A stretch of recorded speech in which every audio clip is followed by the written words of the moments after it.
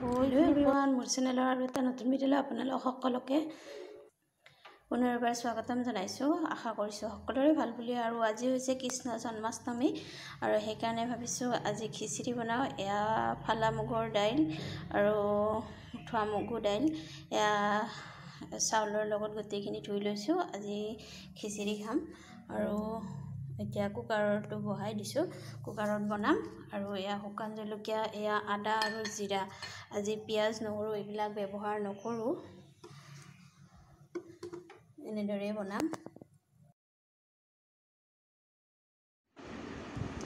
আৰু এয়া তেজপাত আৰু শুকান জলকীয়া দি এইখিনি দাইল আৰু চাউলখিনি দি দিলোঁ। এতিয়া এনেদৰে ভাজি লৈ ইয়াতে নিমখ হালধি দি দিম আৰু নিমখ হালধি দিয়াৰ পিছতো ভালদৰে ভাজি ল'ম।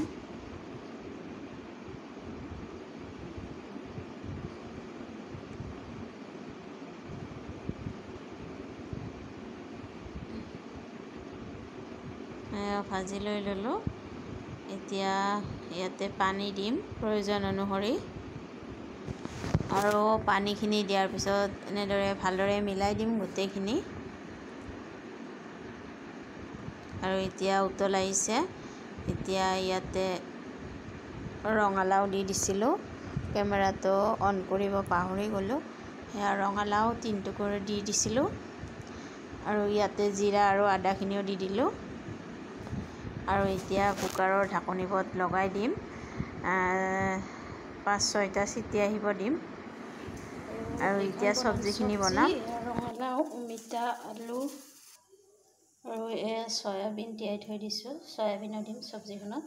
আৰু বিলাহী আৰু বুটো দিছোঁ ইয়াতে। বুট, এনেদৰে চব্জিখন বনাম।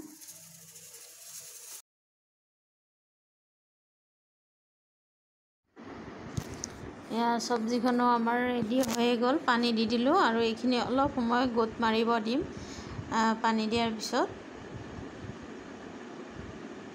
আৰু চব্জিখনত তেনেকৈয়ে বনাইছোঁ, আদা আৰু জিৰাৰে। আৰু এয়া খিচিৰি ৰেডি হৈ গ'ল আৰু চব্জি আমাৰ ৰেডি। এতিয়া খাবহে লাগে। আৰু এয়া মই ৰেডি কৰি দিলোঁ খিচিৰি আৰু চব্জি।